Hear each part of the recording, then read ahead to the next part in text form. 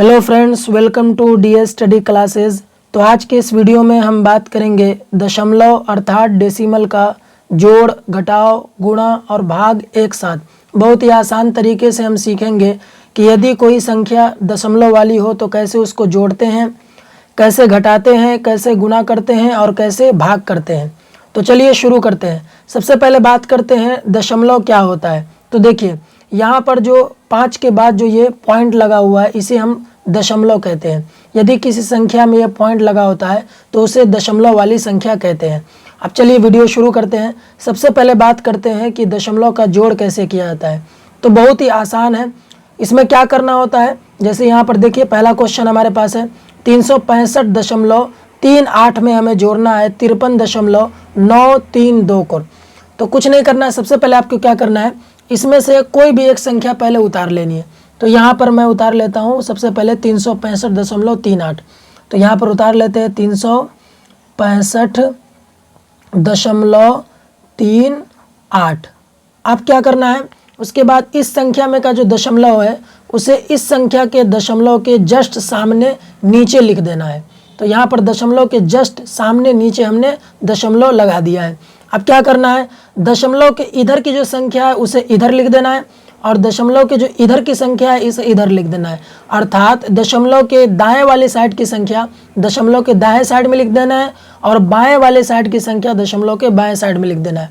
तो देखिए यहाँ पर दशमलव के दाएं कौन सी संख्या है, 9, 3 और 2, और दशमलव के बाएं साइड कौन सी संख्या है, तो वो है 53। तो लिख देंगे यहाँ पर 53।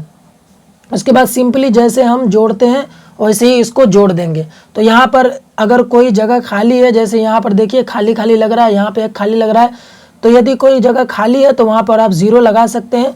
इस 0 का इस पर कोई प्रभाव नहीं पड़ेगा। अब क्या करना है, सिंपली हमें जोड़ देना है। तो देखिए 0 में 2 जोड़ेंगे तो कितना आएगा, 2।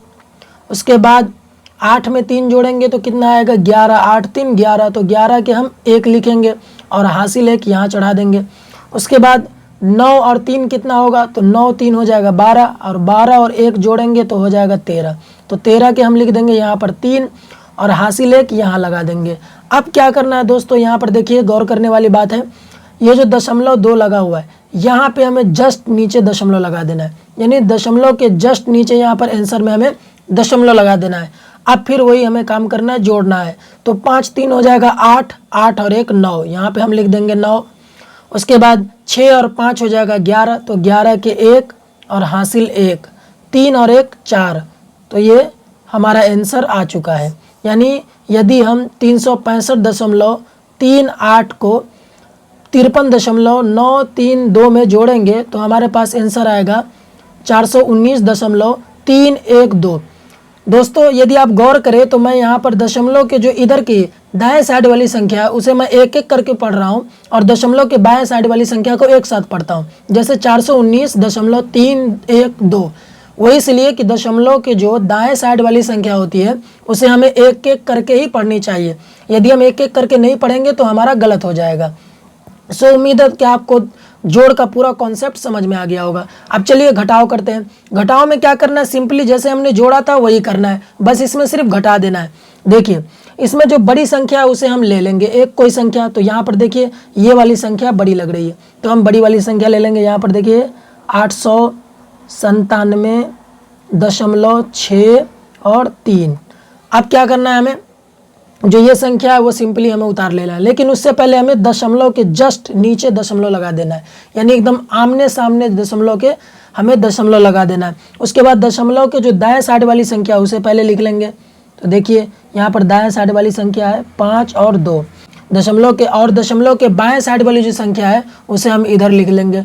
तो वो कौन सी संख्या है, यहाँ पर है देखिए 434।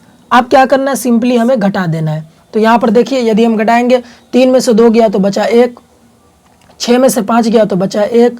अब दशमलव के जस्ट नीचे यहाँ पर दशमलव लगा देंगे आंसर में।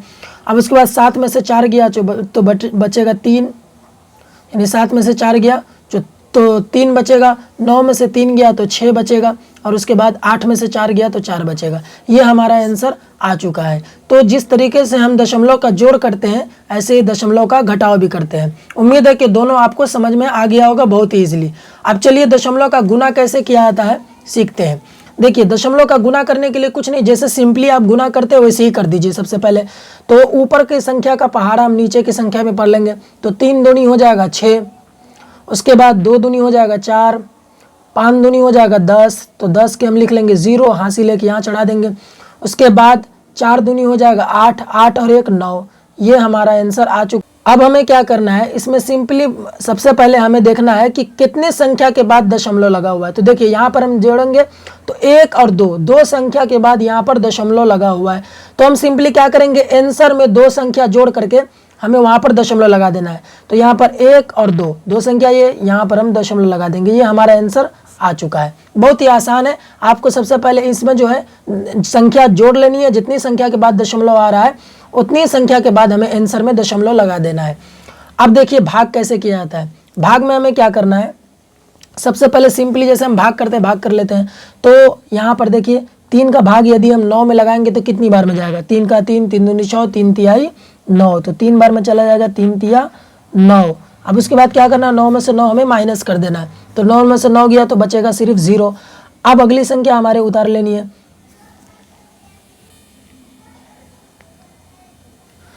अब उसके बाद हमें अगली संख्या क्या करनी है, उतार लेनी है। अब देखिए यहाँ पर अगली संख्या हमने उतार लिया है। 3 का भाग यदि हम 3 में लगाएंगे तो कितनी बार में जाएगा, 3 एकम 3। अब उसके बाद क्या करना, हमें सिंपली घटा देना। तो 3 में से 3 गया तो बचेगा कितना, 0। अब उसके बाद यदि हम अगली संख्या उतारेंगे यहाँ पर तो देखिए 6 है। अब 6 में भाग लगाएंगे 3 का तो कितनी बार में जाएगा, 3 का 3, 3 दूनी 6। तो यहाँ पर उतार लेंगे 3 दूनी 6 और उसके बाद माइनस कर देंगे। तो 6 में से 6 जाएगा तो बचेगा 0। अब देखिए दोस्तों यहाँ पर दशमलव लगा हुआ है, तो हमें क्या करना है, 6 के बाद जो दशमलव लगा हुआ है इससे हम आंसर में दशमलव लगा देंगे। इसके बदला में हम ये दशमलव उठा करके यहाँ पर आंसर में लगा देंगे। उसका सिंपली जैसे हम भाग करते हैं वैसे ही भाग कर लेंगे, बहुत ही आसान है। अब उसके बाद अगली संख्या हम उतार लेंगे। तो देखिए यहाँ पर 3 है अगली संख्या, तो 3 है कम हो जाएगा 3। उसके बाद हम माइनस कर देंगे, 3 में से 3 जाएगा तो बचेगा 0। अब उसके बाद फिर अगली संख्या कौन सी है, तो 6। अब 3 का भाग 6 में लगाएंगे तो कितनी बार में जाएगा, 3 का 3, 3 दूनी 6। अब उसके बाद हम माइनस कर देंगे तो बचेगा 0। अब हमारा आंसर ये आ चुका है। तो देखिए दशमलव जहाँ पर है वहीं पर हमें दशमलव लगा देना है आंसर में। उम्मीद है कि आपको पूरा दशमलव का कॉन्सेप्ट ईजिली समझ में आ गया होगा। यदि आपको वीडियो अच्छी लगी है और वीडियो से कुछ सीखने को मिला है तो हमारे चैनल को सब्सक्राइब करें, वीडियो को लाइक करें और अपने दोस्तों में शेयर करना ना भूलें। Thank you for watching this video.